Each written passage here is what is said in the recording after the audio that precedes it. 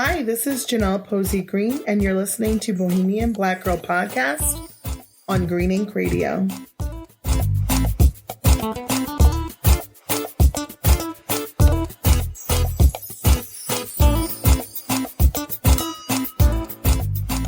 Hi, how are you doing? Really good.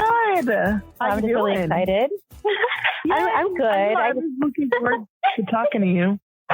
I feel like the way you're headed between everything that you're doing, I would not be surprised if you decided to start your own podcast. Oh, I would love that. So, but I was looking at your blog and you're very, very good at what you do. I love your different varied topics. It's awesome. Thank you so much. Oh man, that's an honor to hear that. Like, it's so cool. Yes, my name is Tylea Banks. I currently keep up a blog called Snowball's Castle of Thoughts. I do it on WordPress, and sometimes I also make videos to promote my stories. And my stories are contemplative. I think about life and contemplate life and what my new role is in new phases of life. And, you know, my stories change meaning over time. So what it meant when I first wrote the story changes now. So based on what I've been going through and what I've been contemplating about. So I'm really happy to share that with you. I love your platform so much. Even your journal prompts, when I was looking, I was like, wow, they're very thought provoking. One of the most recent ones I just saw was, what was your favorite hiding space as a kid? What a cool concept to think about, right? That's awesome. Yes, that was really fun to write. I think I wrote that in 2015 in my creative writing class. And we just had so many different topics. I don't know why. I just chose the box. So I'm like, I used to hide in the box. So it was really fun. So many reasons that would be a really cool topic to even just talk about in general. You know what I mean? Of course, everybody knows my mental health cap, everything else that I like to do that has to do with wellness. But we had it right as kids. Unfortunately, we had to buy into that concept of growing up and what maturity looks like. So we lose all of our things that we're really good at sometimes and things that were just come natural to us to kind of calm ourselves and make ourselves feel better. So I'm really, really proud of you and kudos to you for your blog. I really enjoy it. Thank you. So our show today is living through trauma. The reason why we chose this topic is because Tylea has been very influential, I want to say, in, taking that lid off of what trauma looks like or could look like and saying, I'm not going to hide in shame or put my head down. This is what it is. This is what it looks like. I'm not going to cover for the abusers. And then another thing that I wanted to kind of put out there that was really kind of intriguing for me as well, which I can definitely understand and relate to, is how there's so many layers culturally that sometimes it's embedded in your culture to protect the abuser that it feels like you have no allies. Yes, definitely. I definitely agree with that. I don't want to blame my mom for the things that happened because as I get older, I realized that she was being abused as well. But her aggression made it seem like she was the abuser too towards her husband. And the fact that she never protected me from him, let him call me names, there's childhood marriages that were, childhood marriage that I was involved with. I wasn't married off because I said no.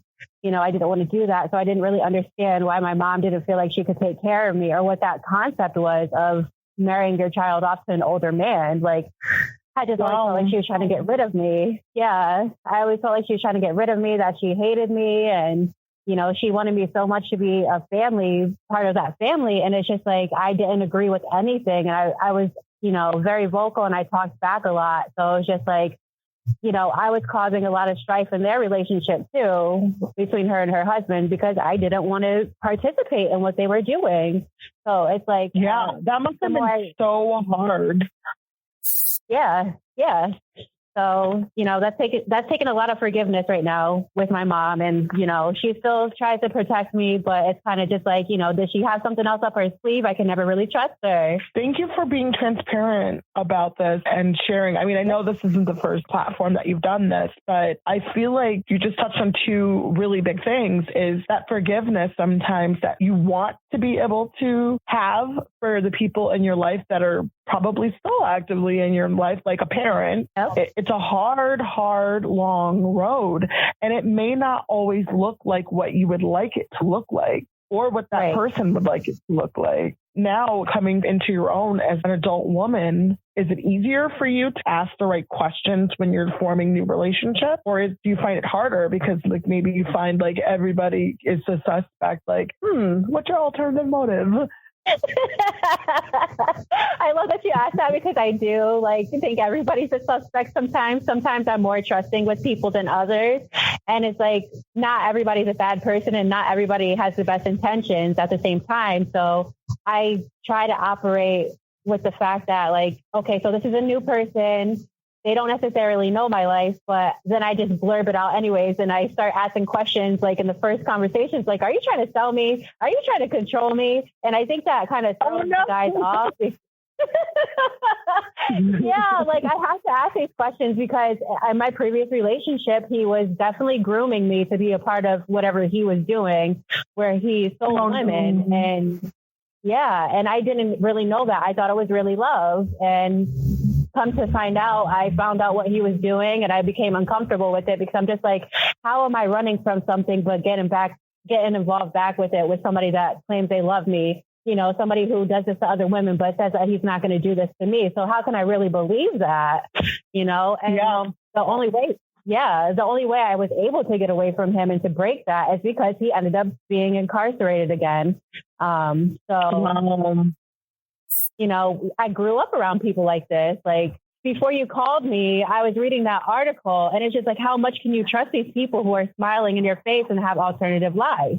So that's why I asked you questions straight up. What are you trying to do? I think it's equally important that the masks that people wear every day, and that sometimes when you're forming relationships, it's at what point do you have to ask these hard questions, right? Because you've been victimized and you don't want to have the same relationship replay over and over again.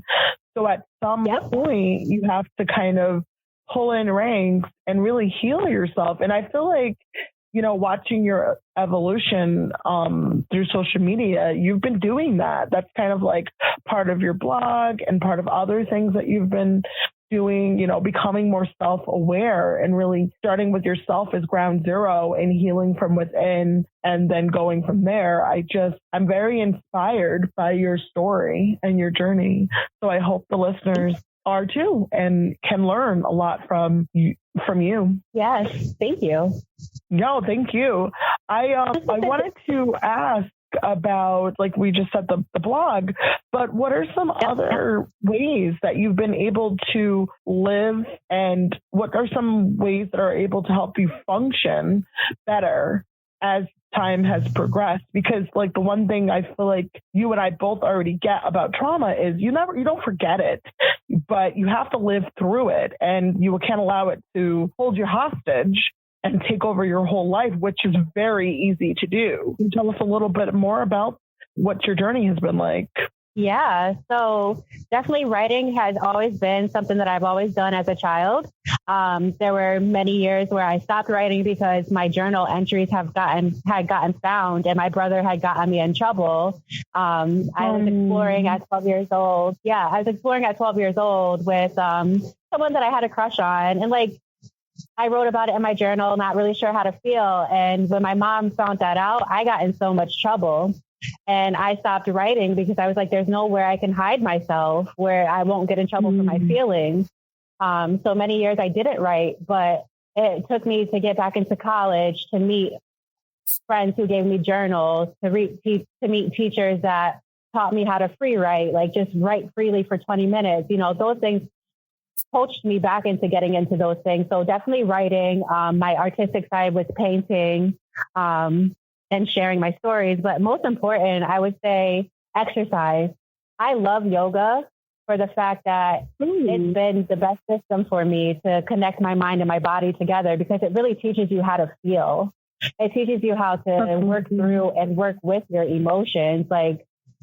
I love doing themed classes that focus on the heart chakra or the crown chakra, third eye, those types of things that are restorative practices, and even some that are strength building. They really help you push past your limits and really get into your body. So that's what's helping me learn how to understand my feelings and to listen to my body. If I'm around someone and they make me uncomfortable, I might tighten up. I might, not talk as much because I'm too shy, or I just don't feel that vibe just yet. These are things that they don't teach us as children. Like, I was always told to hug and shake hands and to be nice and to share.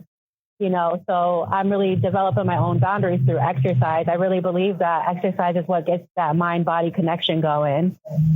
So. I agree with you a lot. I feel like in the morning when my routine gets disrupted, I feel it. Everybody knows it. I do not go to the gym in the morning because I'm not the same version of myself. It's definitely the ability to be able to release and just be there with you. That's why another reason I really don't like gym buddies is because going to the gym for me is my time. Like, I don't have to have on one of the hats that I love to wear, but just at that point in time, that's my time. It's carved out for me to just kind of think what I want, sing what I want, almost fall off the treadmill because I'm dancing, stuff like that. Yes. So, yeah, I wholeheartedly agree with what you just said about the link between the mind body with exercise and recovery. So, yeah, that's a very good point. Sorry, I just want to say one more thing.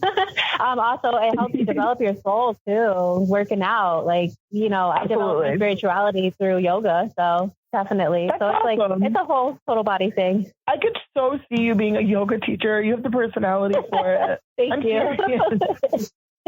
And I mean, when you look at the history of yoga, Kemetic yoga has been the thing that our ancestors have done forever.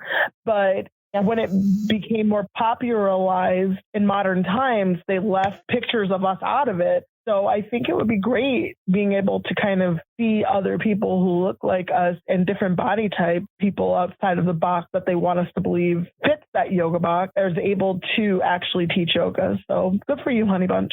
Thank you. So some of my other things that I wanted to kind of touch on today was when you're living through trauma on a consistent basis, those of you who aren't aware, you're in fight or flight mode. So I think from what I'm hearing you say before is you're allowing yourself to connect with your body and learn when you are in fight or flight mode. Therefore, you're able to adjust yourself so you feel comfortable and not have to really worry about following social norms such as, oh, did I say hi to this person today? Or do I have to give this person a hug or shake this person's hand? Is that also one of the things that are kind of helping you develop boundaries, is being able to reclaim your ability to be able to do what you want with your body? Yeah. So, I'll naturally smile. So I'm naturally just happy. And sometimes I forget until afterwards, should I have hugged that person? Even though before when we had our interaction, they said something to me that was sexual and I didn't like it. So I still find myself giving those hugs. It's getting easier for me to do it online, on social media, where I have to kind of set boundaries with people who are not on social media for the same reasons that I'm on social media. I know there's different reasons to use social media, but I have to be clear that I'm not on this to date people or to hook up with anyone. So that's where I'm forming my boundaries. I was getting so overwhelmed answering messages and talking to people, and just because I was just how much attention do I really need? Do I really need all of these guys messaging me and asking me to go out with them? Is that what really is going to make me feel better? It's nice to know, hey, I'm glad that I'm eligible.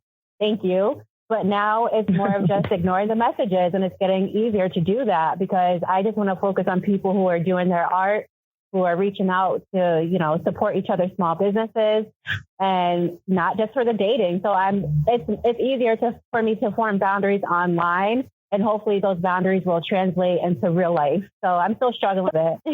Yeah. I mean, and I also feel like maybe part of you is thinking there is more to life than just romantic relationships, that you have other interests. Yeah. We're going to say about that. Thing. It's definitely a maturity thing. Because when I first started going on social media, I was a mess. I feel like I was a mess. I feel like I was trying to be like other people, posting my body and stuff like that. And now I just post pictures of my face, or if I'm taking a video, it's mostly just my face. I'm starting to show a little bit more of my body. It's just that like people ask for body pictures if you don't show your body on social media. They're just like, what does your body look like? And it's just like, why do you need to know that? You know? Yeah. Why do you have that? Why do you feel like that you're entitled to that? That's so weird, right? Yeah. And people who are body confident, I love it. I'm just not so body confident right now because my body has matured and changed in ways that I'm not really comfortable with at this point in my life as being a woman. Like I have a little bit of an issue. I just don't know how to handle it. So I'm dressing differently. I'm wearing clothes that look better on me. I love my body. Yes, I bet you do, especially since the way you were describing it with the yoga and being in sync with yourself. Just because you love your body doesn't mean you want to share it with everybody. Right. Nor are they entitled to it. No, they're not. I guess it's an expectation. I see some pictures. Like I love when people post pictures about like, oh, I just came from the gym. I just worked out. And then I see other videos and pictures of girls with everything out, not really doing anything, just showing off their body. And then that's them, you know, but it becomes an expectation that all of us are supposed to do that. Yeah, they have like that meme now out that I guess like the different platforms have different ways of showcasing yourself. Have you seen it yet? Where they're like, oh, this is LinkedIn. This is like it's 4 squares, and in each square it's a different picture of the person. I haven't seen a man do it yet, just women. But the first top square is LinkedIn, so it's usually the woman dressed in like business stuff. And then the second square over is Facebook, and it's usually the same woman, but she's usually kind of posted up with her family or looking more family oriented usually. And then the box down below is Instagram, where it's usually like a workout photo where they have more skin, or some type of photo where they're showing a little more skin. And then the last quadrant is, I don't remember the name of the dating app, but it's a dating app. I don't remember right now, but it's a dating app, but it's hilarious. And it's usually like kind of like a semi-seducting picture. It's funny, but you're right. Depending on the platform and the person, they may have a different style of the way they take their pictures and what they choose to share. I know on one of my pictures that I posted with one of my stories, I am in a bra, and I like that picture. I think that I look really sexy because like, one thing I'm going to say is that I am loving my boobs because I grew up without boobs. And now I recently got some in the past couple of years. So I'm kind of happy about those. I'm not going to lie. She's like, I have babies. Listen,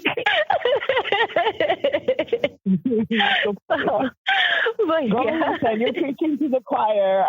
I love me some Me Too. So I think that it's good that you're finally got your boobs and you appreciate them. You know, you show them the way you want to.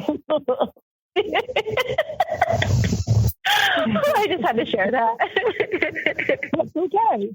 But I mean, that's the thing is, I feel like in this year, right, of this day and age, right, 2020, I feel like women, we've done a pretty good job about making sure that people understand that we do not belong in one specific type of box. Just because maybe on Wednesday through Friday, you wanted to post pictures of yourself in a bustier, that's your business. That doesn't mean that you're not a good businesswoman. That doesn't mean you can't turn around on Instagram and have like really motivating pictures of you in a suit. I mean, I think that I would like to believe we're more progressive than that. Right. Yes. And if people aren't, that's their business, not ours. Right. No one has the right to police us or our bodies. At all. Not at all.